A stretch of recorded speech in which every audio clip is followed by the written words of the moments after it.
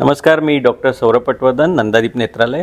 आणि या व्हिडिओमध्ये मी थोडक्यात माहिती देणार आहे की आता 2025 साल आलेला आहे. तर 2025 मध्ये आता मोतीबिंदूमध्ये कुठले अद्ययावत लेन्सेस आणि तंत्रज्ञान उपलब्ध आहे याविषयी थोडक्यात या व्हिडिओमध्ये आपण माहिती घेऊया.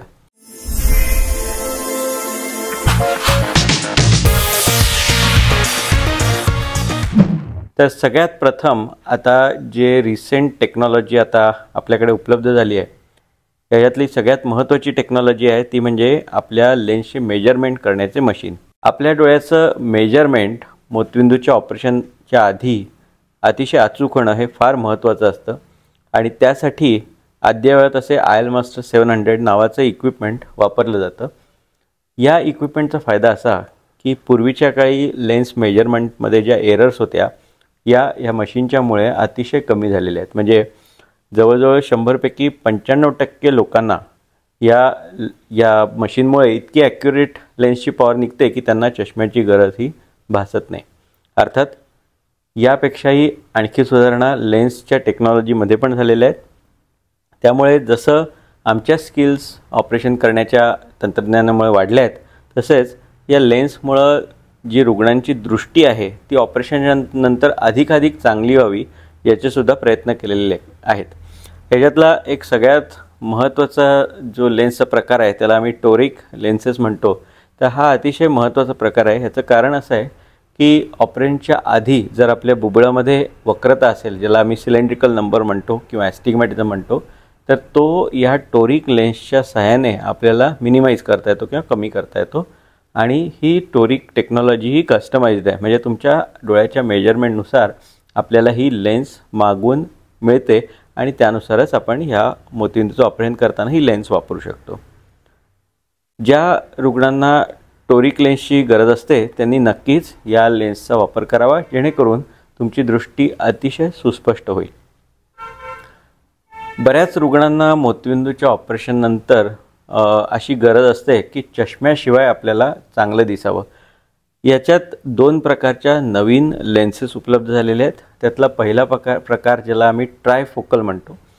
ट्रायफोकल या प्रीमियम लेन्सेस आहेत आणि ट्रायफोकलमध्ये या लेन्सच्या टेक्नॉलॉजीमध्ये काय असतं की त्या लेन्सला सेंटरला काही रिंग्स तयार झालेल्या असतात. त्या लेन्सच्या रिंग्समुळं रुग्णाला ती लेन्स बसवल्यानंतर दूरचंच नव्हे तर जवळच्या गोष्टीसुद्धा स्पष्ट दिसू शकतात.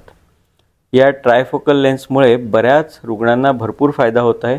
गेल्या वर्षात आम्ही बऱ्याच रुग्णांमध्ये या लेन्सचा वापर केला आणि त्याची नवनवीन लेन्सची तंत्रज्ञानसुद्धा दरवेळी उपलब्ध होत आहे. म्हणजे 2-3 वर्षापूर्वी ज्या लेन्सेस उपलब्ध होत्या त्यापेक्षाही आता अपग्रेडेड मॉडेल्स हळूहळू उपलब्ध झालेले आहेत आणि त्यांचा आम्ही अर्थातच रुग्णांसाठी वापर करतो आहे. या ट्रायफोकलच्या लेन्समध्ये एक थोडासा डिसॲडव्हान्टेज असतो की ज्यांना रात्री ड्रायव्हिंग करायचं असतं त्यावेळी लाईटच्या भोवती थोडीशी वलय दिसू शकतात किंवा अंधार ज्यावेळी असेल त्यावेळी समोर कुठलाही बारीक लाईट असेल तर त्याच्या भोवती वलय दिसतात. यामुळे काही रुग्णांना या लेन्सचा वापर करता येत नाही, खास करून ज्यांना कमी उजेडात काम करायचं असतं किंवा ज्यांना रात्रीच्या वेळी ड्रायव्हिंग सतत करावं लागत असतं. तर अशावेळी त्याला दुसरी एक लेन्स टेक्नॉलॉजी उपलब्ध आहे ज्याला आम्ही एक्सटेंडेड डेप्थ ऑफ फोकस किंवा इडॉफ लेन्स असंही म्हणतो. या इडॉफ लेन्समध्ये सुद्धा आता नवनवीन लेन्सेस उपलब्ध झालेले आहेत आणि त्याच्यामुळे त्याची रेंजसुद्धा हळूहळू वाढत चालली आहे. ट्रायफोकल लेन्सपेक्षा इडॉफ लेन्सची जी दृष्टीची रेंज असते ती थोडीशी कमी केलेली असते. म्हणजे इडॉफ बसवल्यानंतर काही रुग्णांना अगदी जवळ बघायसाठी चष्म्याची गरज लागते परंतु हाताच्या अंतरापासून दूरपर्यंत त्यांना बिना चष्म्याचं दिसू शकतं. या इडॉफ लेन्सचा वापर आम्ही शक्यतो अशा रुग्णांमध्ये करतो ज्यांना चष्म्याची गरज कमी व्हावी असं वाटत असतं पण त्याचप्रमाणे त्यांना रात्री थोडंसं ड्रायव्हिंग करण्याची सुद्धा गरज असते. तर अशा रुग्णांना या लेन्सचा आम्ही अतिशय प्रभावी वापर करतो. गेल्या काही वर्षात आमचे जे रुग्ण आहेत ते जास्तीत जास्त या लेन्सचा वापर करण्यासाठी पुढे येत आहेत आणि त्यामुळे त्यांचा जरूर फायदा होत आहे. तर अशा बऱ्याच लेन्स टेक्नॉलॉजीज आता आपल्याकडे उपलब्ध झालेल्या आहेत आणि त्याचा वापर कुठल्या रुग्णामध्ये करावा यासाठी सगळ्यात महत्त्वाच्या 2 गोष्टी आहेत. एक मी मगाशी सांगितलं असं अतिशय अचूक अशी इक्विपमेंट ज्याच्यामुळे आपण रुग्णाच्या डोळ्याचं आपण मेजरमेंट करू शकतो आणि दुसरं सगळ्यात महत्त्वाचं म्हणजे डॉक्टरांचा अनुभव, कारण प्रत्येक रुग्णाला एकच टाईपची लेन्स उपयुक्त होईल असं सांगता येत नाही. त्यामुळे जरी आपण ट्रायफोकल किंवा एडॉफ म्हणत असलो तरी त्या रुग्णाला कुठल्या प्रकारची लेन्स चांगली सूट होईल हे डॉक्टर अर्थातच आपल्या तपासणीच्या निष्कर्षामध्ये काढतात आणि त्यानुसार त्याचा वापर केला जातो. मोतीबिंदू काढण्यासाठी फेको पद्धती ही बऱ्याच काळापासून आपल्या इथे उपलब्ध आहेच, पण गेल्या काही वर्षात ह्याच्यामध्ये सुद्धा अद्ययावत असे बदल झालेले आहेत. म्हणजे आमच्याकडे आता एक सेंचुरियन नावाची फेको सिस्टीम आहे, ज्याच्यामध्ये ज्यावेळी आम्ही मोतीबिंदूचं ऑपरेशन करतो त्यावेळी डोळ्याचं प्रेशरसुद्धा कंट्रोल्ड असतं आणि यामुळे खूप जास्त प्रेशर न वापरतासुद्धा आपल्याला हा डोळ्यातला मोतीबिंदू काढून टाकता येतो. यालाच आम्ही लो IOP फेको असं म्हणतो. याच्यामुळे अर्थात जी ऑपरेशनची सुरक्षितता आहे, जो पेशंटचा कम्फर्ट आहे तोही वाढलेला आहे आणि ऑपरेशनला लागणारा वेळ हा सुद्धा हळूहळू कमी झालेला आहे. याशिवाय आता एक नवीन तंत्रज्ञान नंदादीपमध्ये उपलब्ध आहे, त्याला म्हणतात femto AI assisted cataract surgery, यालाच femto laser assisted cataract surgery असंही म्हणतात. यामध्ये दोन महत्त्वाच्या गोष्टींचा वापर केला जातो. एक म्हणजे फेमटो लेझर.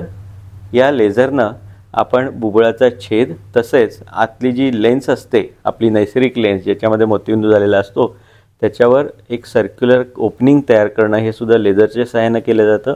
मोतीबिंदूचे आतल्या आतच बऱ्याच छोट्या छोट्या भागात तुकडे केले जातात आणि त्यानंतर आम्ही फेको पद्धतीनं हा मोतीबिंदू काढून टाकून त्या जागी लेन्स बसवतो. म्हणजेच आपल्या मोतीबिंदूच्या ऑपरेशनचे साधारणतः 30 ते 50% जे प्रोसिजर्स आहेत ते या लेझरच्या सहाय्याने पूर्ण केले जातात आणि यामुळे अर्थातच ॲक्युरसी आणि सेफ्टी ही वाढलेली आहे. या लेझरच्या दरम्यानच आर्टिफिशियल इंटेलिजन्सचा सुद्धा वापर केला जातो दोन गोष्टींसाठी.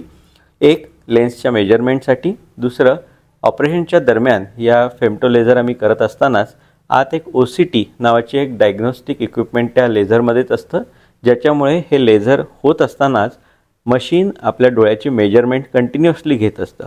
त्यामुळे लेझर फायरच्या दरम्यानसुद्धा आपल्या ह्या मशीनद्वारे ते लेझर अधिक ॲक्युरेट होतं आणि आर्टिफिशियल इंटेलिजन्सद्वारे लेन्सची सेंट्रेशन होण्यासाठी सुद्धा खूप मदत होते. त्यामुळे असे बरेच आता नवनवीन तंत्रज्ञान आपल्याकडे उपलब्ध आहेत. तर जरूर तुम्हाला जर मोतीबिंदूच्या ऑपरेशनची गरज असेल तर आमच्या हॉस्पिटलला जरूर भेट द्या आणि याविषयी अधिक माहिती आमचे समुपदेशक तुम्हाला नक्की सांगतील. धन्यवाद.